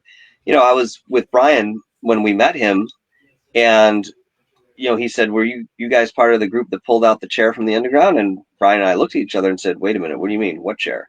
He goes, "Oh yeah, the psychic chair that they were using." And I said, "Yeah, we know of it, but as far as we know, nobody's seen it." He goes, "Oh yeah, my daughter's got a picture of it. They pulled it up from the underground." I said, "We need to speak to her." So there are some leads Wow. that we have that would just be incredible and blow a lot of things out of the water that, the last generation that brought this to light was not able to produce. So working on that steadily. I'm also putting together a Bigfoot documentary with Long Island Bigfoot. I began filming that about a year and a half ago, and that should be out, if all goes well, by the end of the summer. But that's a very curious foray into not just your traditional idea of what a cryptid is, but more so how we connect with those cryptids when we put ourselves in their environment. Mike is somebody who is a Reiki master and turns on that Reiki before he walks into a forest. And this guy has animals gravitate towards him like he's made a sausage. He went out into the woods the other day and this little raccoon's following him around. Doesn't seem to be sick, ill, anything like no rabies, none of that. He's an animal whisperer, and he does the same thing. And a lot of times his analysis is more right-brained. Although I've been standing in the woods with him and he shows me something, the little face over in the bushes, and I'm like looking over towards it. I'm like, is that the leaf? Is that pareidolia? And then immediately I see it just fade in front of me and realize that was a space that something just occupied. Yeah. So I've seen it with my own eyes. So I want to bring that to the audiences and give a little bit of a different angle in terms of the staunch scientific community, which we will touch upon, but we won't stay focused within that domain. We're going to go more into the peripheral analysis and anecdotal analysis of what cryptids are. So, those things are, for the moment, keeping me busy. I don't think you have any trouble staying busy. The Paracons I'm doing this year, yeah. So yeah, because I don't think you have trouble staying busy. Well, when you start doing your work with Long Island Bigfoot, so we have things happening here in Alabama, and there's some serious research going on around the state relevant to just really strong anomalies. And then there's a lot of Bigfooters who are interesting to talk to here too. I have not gone on a Bigfoot expedition per se. It's not something that I've ever felt pulled to do, but I'm so curious. Have you had many cryptid experiences? Not nearly as many as I've had with the paranormal, if we were to make a distinction, but yes, I have.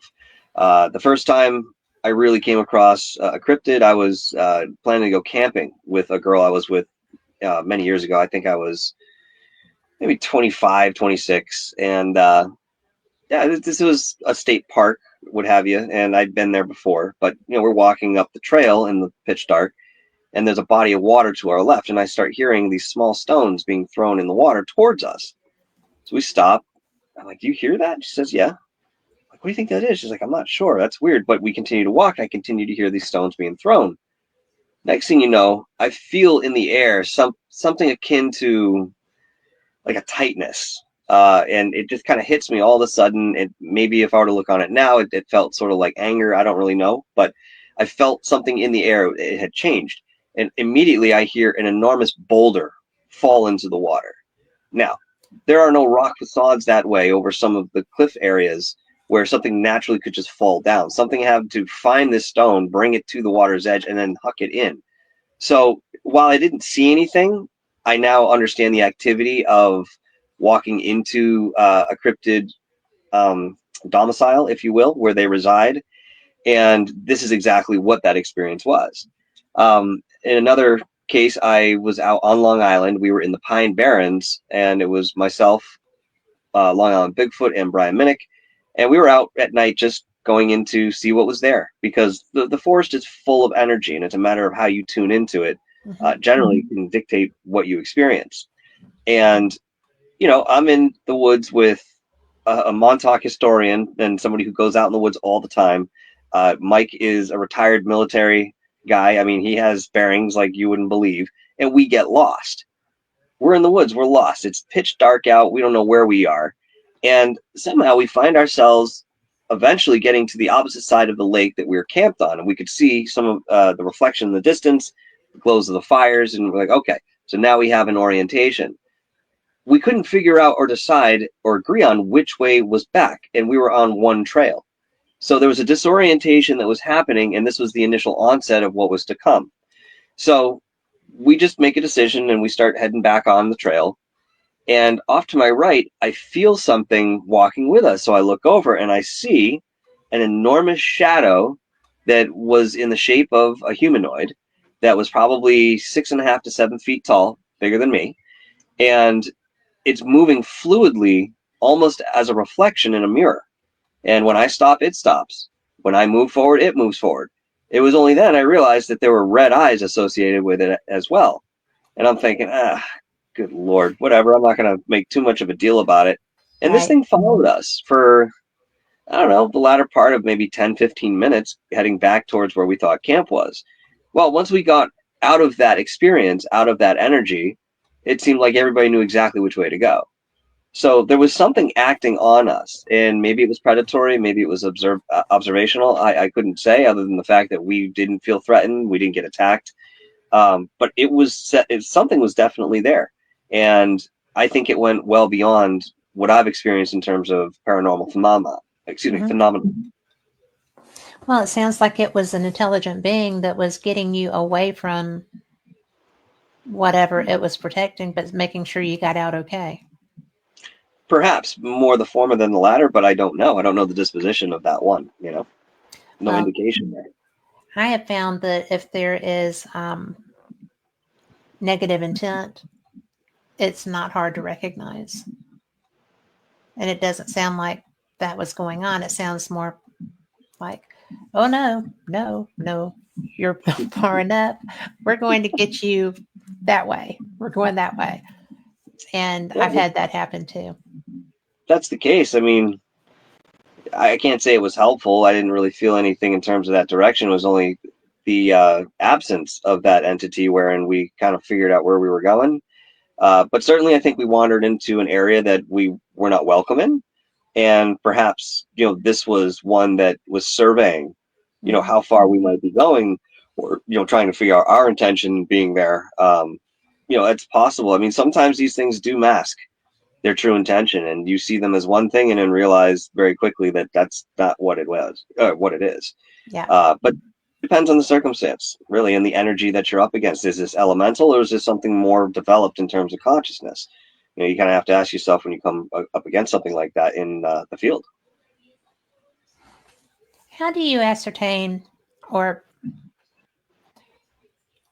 differentiate between energies, I guess, for lack of a better term? How do you read them? Depends on the format, and what I mean by that is, there's a difference between channeling through a clairvoyant sense and having somebody come in versus something that's in your natural environment. Many cases, it's very difficult to make that assertion. You kind of have to just go on the merit that there's something there, and in a scientific way, kind of analyze and describe what it is based on its behavior, and then find patterns in more historical experiences or cases that may mimic or be familiar to give some sort of name to whatever you're working with. In most cases, you don't get that. I can tell you if an energy is acting benevolent or malevolent, but I can't necessarily always tell you who that person was, because they may lie too, or they may project themselves to be something that they're not. Especially when you go into these non-human consciousness, these entities, they embody something much different than what we're aware of or what we live in terms of familiarity. And it's very easy for them to manipulate people, especially in a weakened state, or perhaps, God forbid, a child. I've seen many cases where that was what was happening. And, just like, for example, Annabelle the doll, very famous case, the homeowners thought that they were talking to a little girl. And, whatever validity is actually, with that. And unfortunately, we have to look at the Warrens cases with a huge grain of salt these days. The pattern is still there. You have something come in, it seems to be something that wants to be a part of, the family, the energy. It's at very least benign. In better, senses, there's an ambivalence. And then you come to find out that that was just a way to get in, just a way to Yes. get you. And it seems that when that is the goal, they're very good at that. I Oh yeah, mean, they're first, but they the do. and have you been fooled? Yes. In different ways, believe it or not. I can tell you that in my experiences, I've had two non-human entities follow me home. Both of them lasted for about 3 months independently of each other. Even though they were sort of consecutive, they were separated by about 6 to 7 months.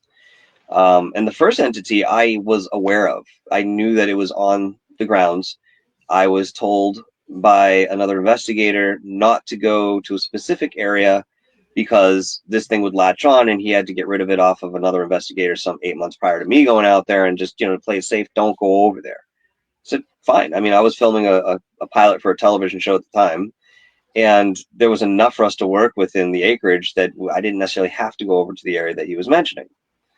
So I went out to this location, did the investigation. I had two guys with me, and this thing came to us. And I'm not going to sit here and tell you that it didn't have anything to do with me or certain provocation. There was a point where I started getting frustrated, and I don't know why, because that's not typical of being on an investigation. I generally am very patient. If you're not getting any results, that's fine. We do something else, try it again, whatever. You just accept what you get. But for some reason, I started getting frustrated that evening, and I attributed to that one's energy that eventually came in full force. And I was in a root cellar, and there's one small opening, the doorway, where I could see the lights from the city in the horizon, but that's the only light that's available to me. But that being said, if somebody were to come in, I can see their shadow, against the background, and I can make out, that outline. Okay. So when this thing came in, it punched in through and went right behind me. It stood behind me screaming. I've never heard anybody so angry in my entire life, but it seemed to have infinite energy for this ire and rage, which it was then screaming at me, "What do you want? What do you want?" And I'm telling him, like, I didn't call you. I don't want anything. Like, why are you here? And it doesn't hear me. It just keeps screaming. But as soon as it had come in, all these little minions, the way I call them, smaller shadows, humanoid, followed and very soundlessly filed all the way around the perimeter of the inside of the room. It was a very disorienting experience because you see motion and expect to hear sound, but it's even worse than not having sound.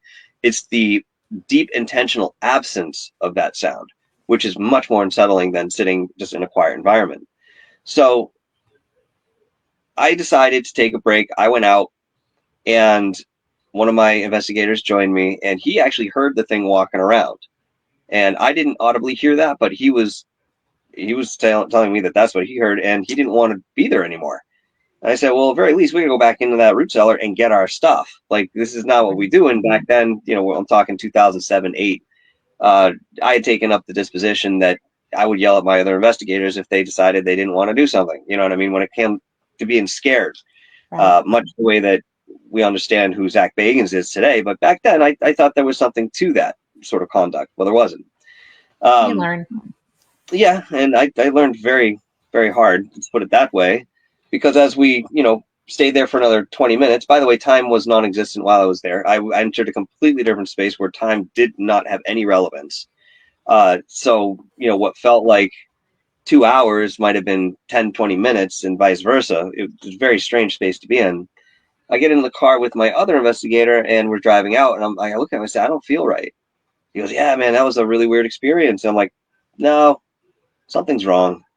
He's like, oh, well, I don't know what to tell you, man. I'm like, yeah, me neither. So he drops me off at home, and As soon as I get home, that's when it all began. Like, this thing was with me, and it was in my mind's eye. And anytime I would close my eyes, I could still see it.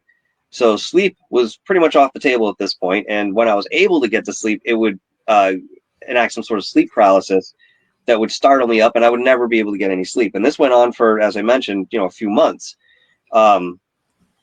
It drained me. It took everything out of me. It affected family members. It affected friends that were around me. It affected the job that I had.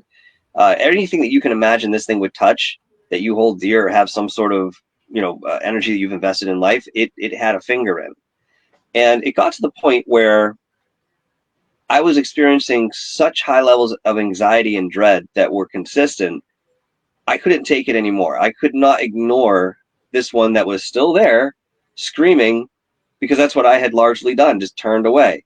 Yep, still screaming at me, never changed the pace, never let up. So finally, I'm driving to work one day, and I said, you know what? I'd rather face this thing and take whatever consequence comes than deal another day the way I've been living.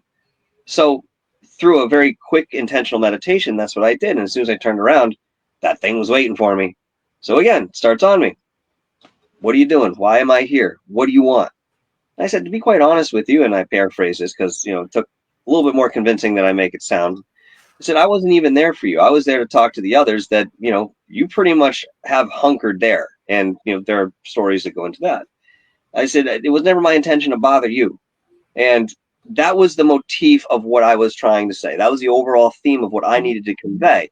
And as I continued to repeat these words in certain ways, I could see him in my mind's eye moving backwards, moving back, until it was way at the end, like a football field away on the horizon, just sitting there. No interaction, can't feel it, but I can see it. And that's where it stayed for about another 3 months, but never came back up towards me. And then it disappeared. Well, sometime later, years later, I did find the other investigator that had that same experience. And when I spoke to her, I was blown away by the similarities that we had within the experience, down to certain details that we could very readily agree that it was the exact same entity that plagued us both. Now, the only difference is I only caught it once. She ended up getting rid of it, thinking she was good enough to go back, and got it again. So she has, I think, 2 books out on the subject. Her name is Joni Mayhem. Oh, I know Joni Mayhem. No, well, that's who I'm talking about. Well, I haven't talked to her in years, but she's always fascinated me. I think yes, she's pretty cool. Oh yeah, we did a show together. Fantastic. Yeah, go ahead. That is so intense, though. Yeah, and the funny thing is, the second one I caught was at a completely different location, and I won't go through the detail now, but long story short, I had some crazy experiences in this clandestine graveyard out in the middle of nowhere. A buddy of mine I worked with seemed to know about it and had experiences there, so he wanted to take me. And this thing comes home with me, and I'm getting the same exact sort of feelings. Like, I can feel it around me to the point where it's so intense. My body is vibrating so intensely, I can't eat. I'm losing appetite. This is the type of thing that would happen. And like pulling my hair, whispering my name in my ear just as I'm falling asleep, stuff that would keep you in a weakened state. Well, sure. That one, this is the curious thing. That one was actually a watcher spirit.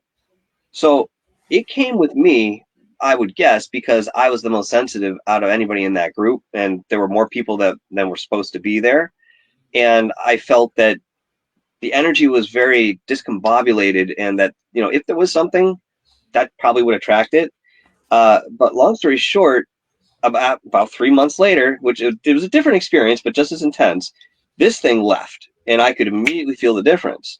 Now, I wanted to go back to that graveyard over the past few years.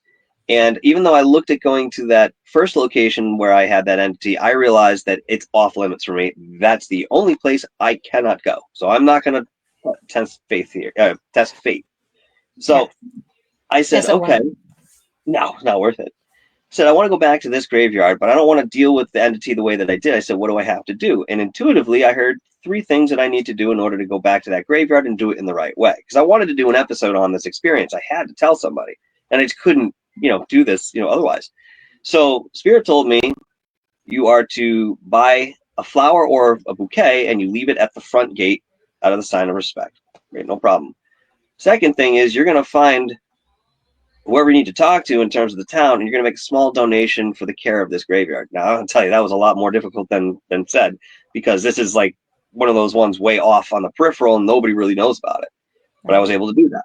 And the third one was, if you do broadcast this, you cannot reveal the location. Nobody wants to be bothered over there.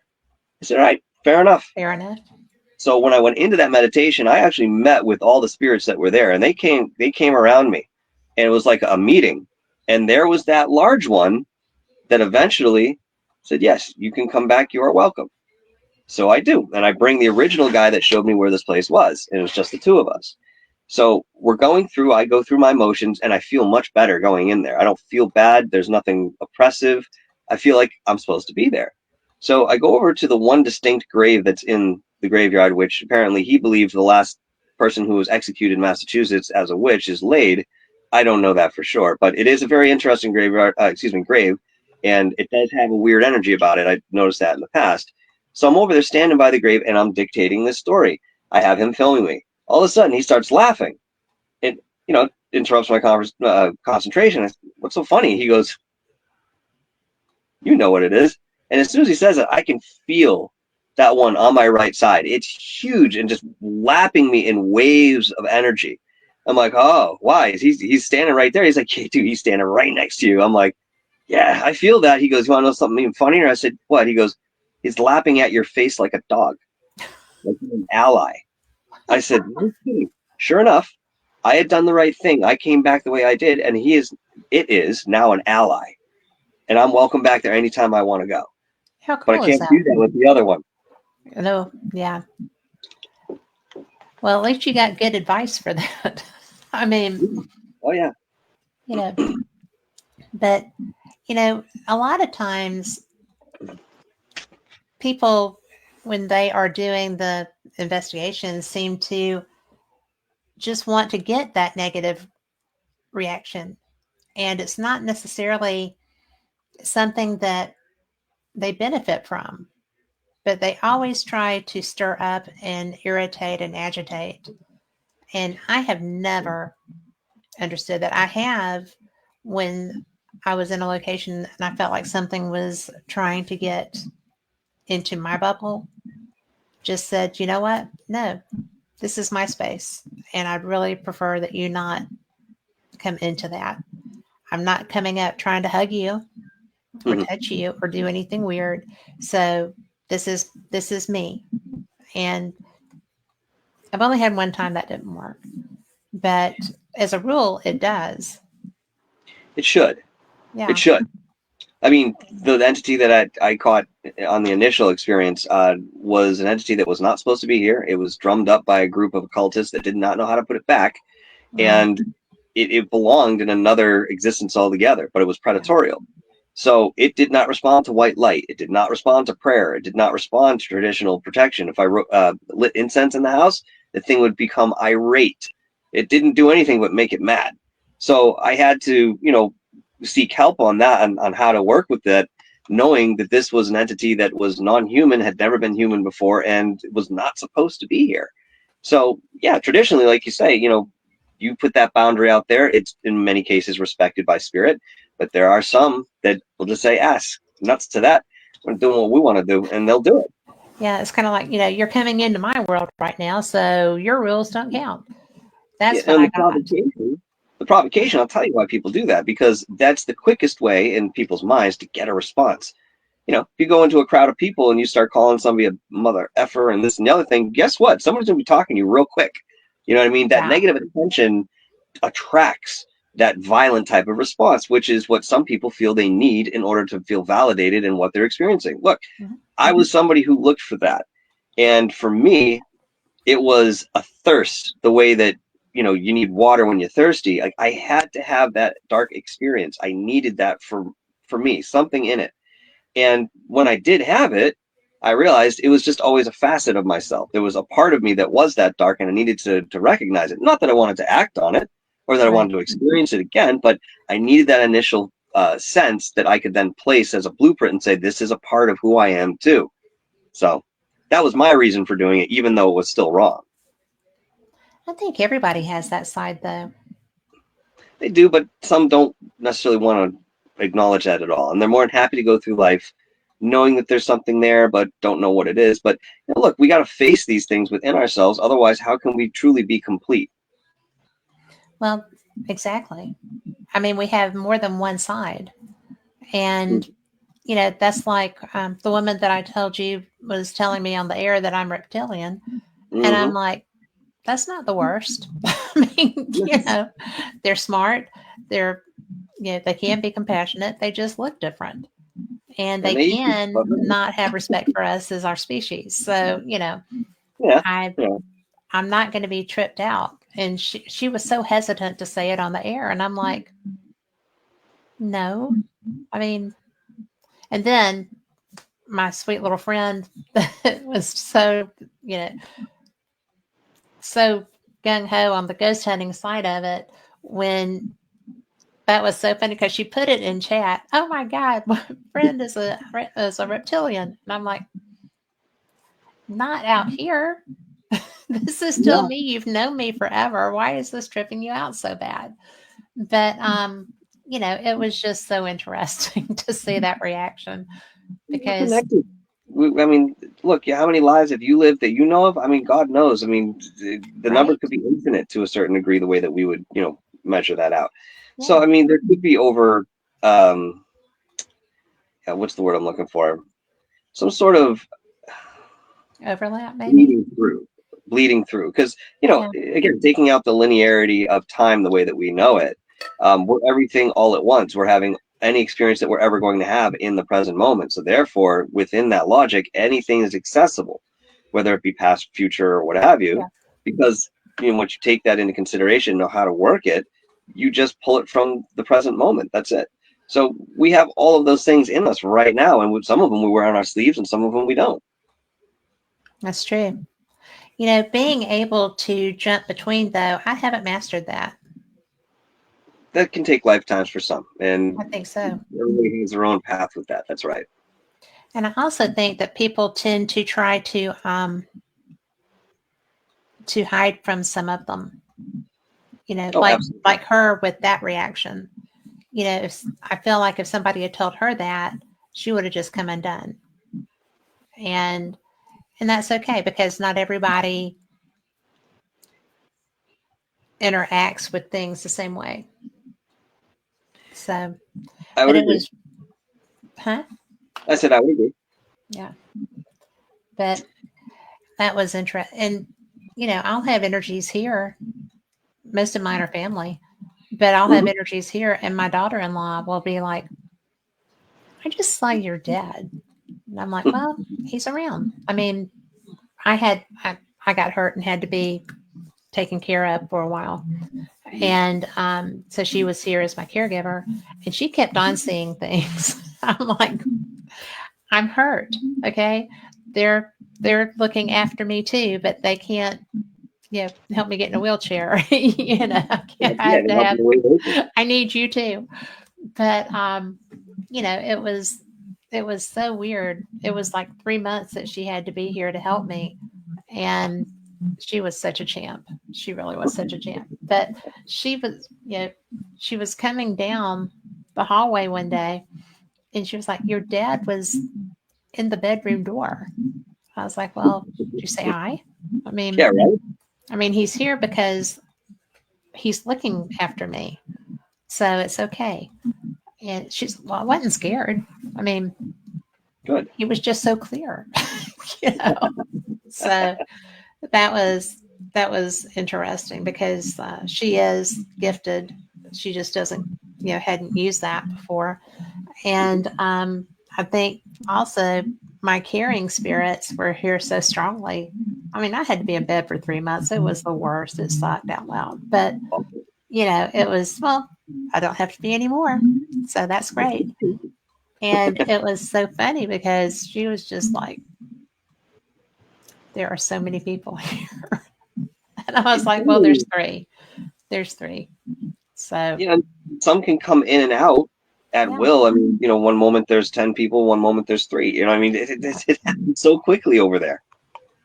And I was so, because I had to be on pain medication and I was so high most of the time. And she was just like, "Did you see?" And I'm like, "Right there. Yes, I did." You know, just say hi, you know, and it was just so funny. But I think that I think it's interesting when we have different levels of spirits around. And, but isn't it so, I feel like it's a gift when they let you interact with them. You know, sometimes I'm better at it than other times. Do you, do you recognize who's around you when they are? In most cases, yes. If it's energy that's like family or somebody that you Yeah. know? Yeah. Yeah. I mean, I even have ones come to me that are not family or friends, but there's a familiarity, and Mhm. they'll reveal who they are to me. Yeah. I had an experience some years ago with a guy I worked with, uh, younger guy, and I get a call on a Saturday morning that he passed away the night before. So as I'm talking on the phone, all of a sudden I see out of the corner of my eye this enormous egg-shaped kind of ball of light kind of slowly moving its way towards me. And as it's coming closer, I'm starting to get, empathic responses. Like I'm starting to choke up. I'm like, uh-oh, uh-oh. And as I'm looking at this thing, it's not just the white light you would imagine. It was actually more of a baby blue. And at the bottom was sort of a really soft pink that went to like rose on the bottom. So Oh. it was an arc field that I was seeing with the different colors that I'd never experienced anything like that. So it comes closer and closer, and all of a sudden I just break down in tears, trying to talk to this person on the other end of the phone, and yet knowing that the emotions I was displaying were not mine. So I said to this energy, I said, "Can you please back off just a little bit? Let me finish the conversation, then I'll talk to you." And that's when it started to recede, and I realized that was the guy. And it didn't put it all together in that moment. I just realized as it starts to recede.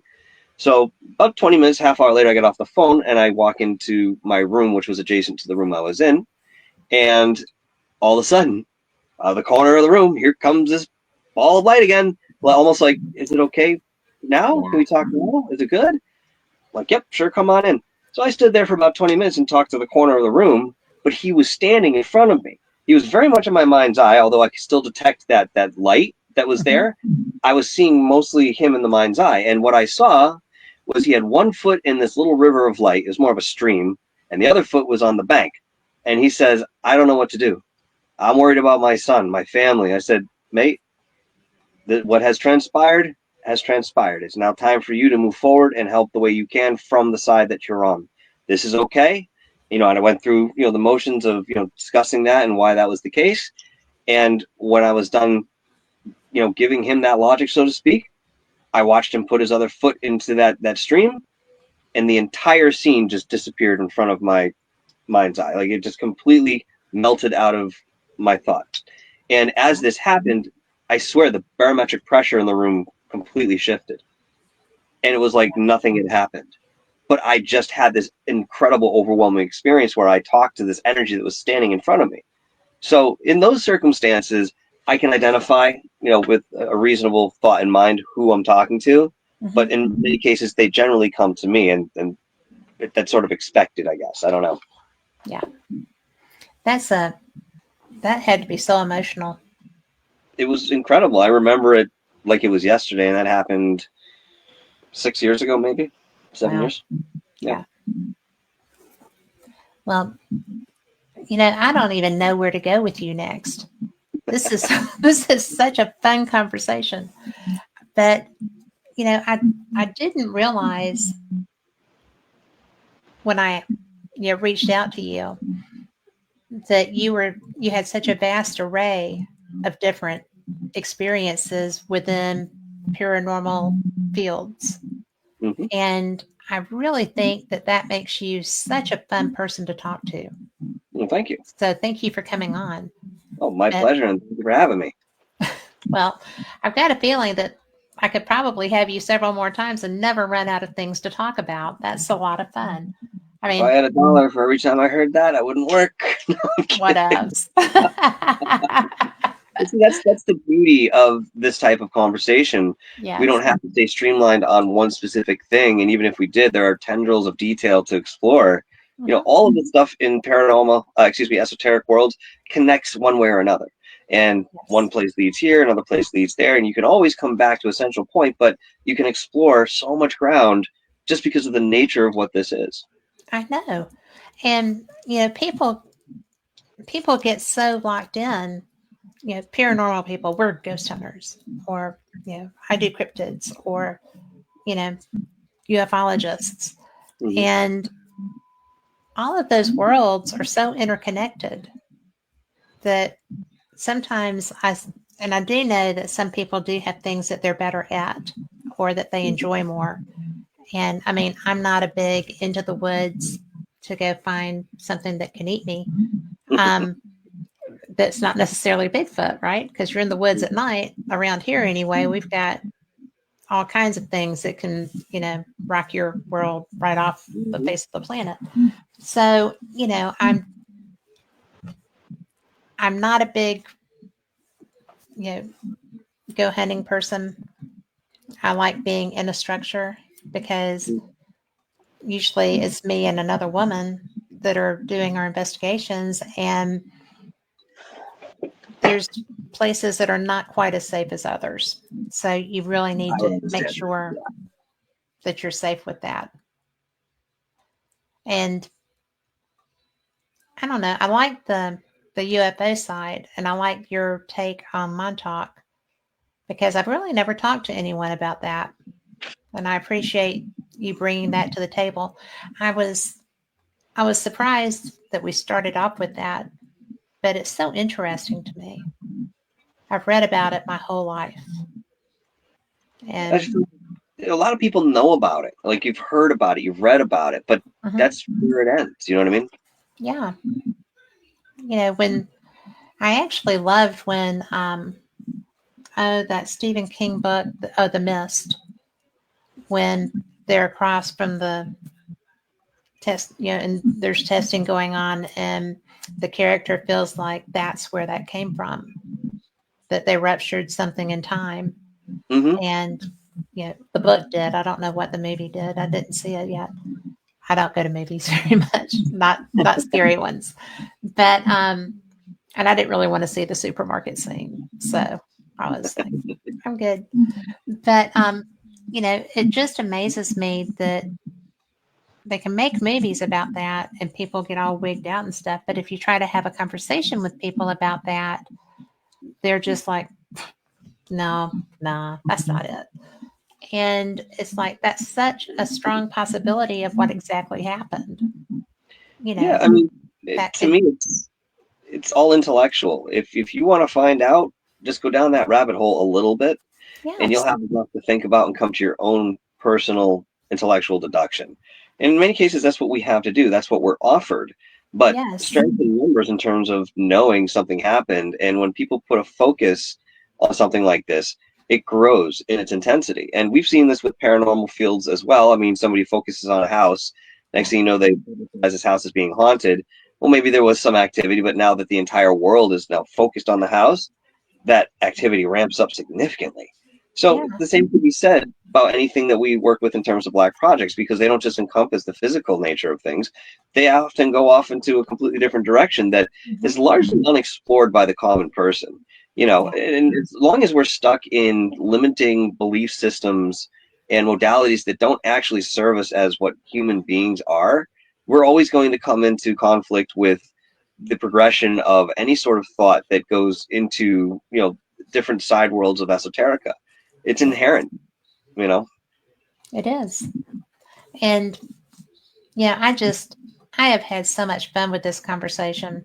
I don't I don't even know what else I want to talk to you about, but I know that I'm going to have a list by the time we get off of here.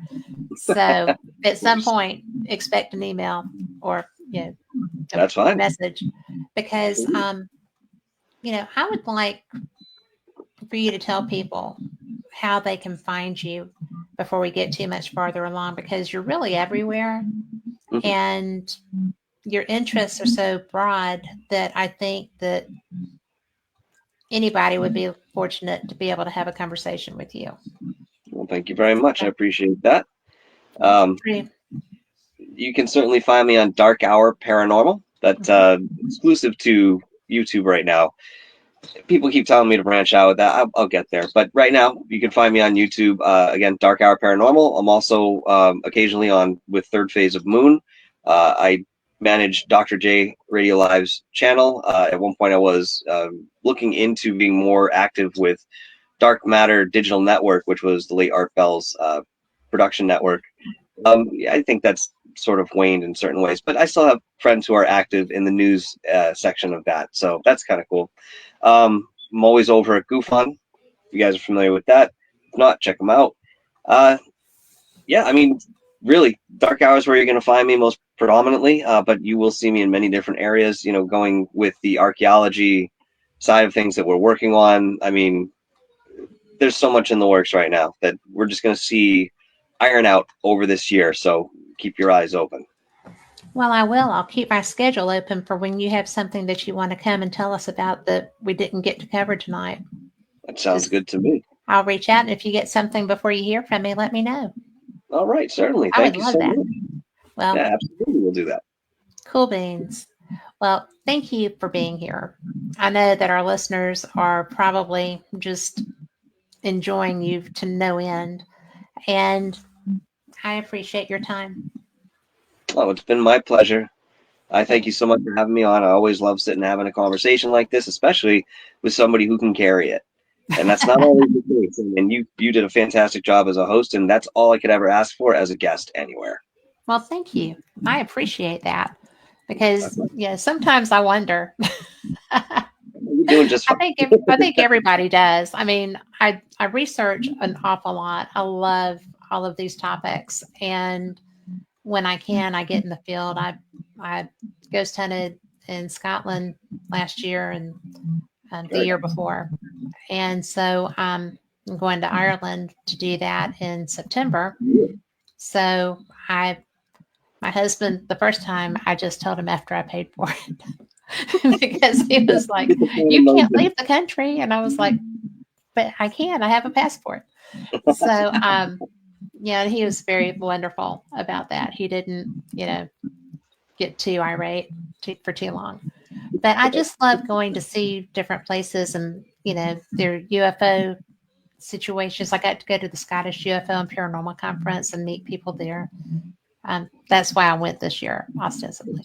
But I just love getting to talk to people who have other experiences and ideas that open my mind. And you did that. Well, I'm glad to be of service in that way. I think that's what we're all here doing. And again, I said it before, I'll say it again. We're all in this trip together.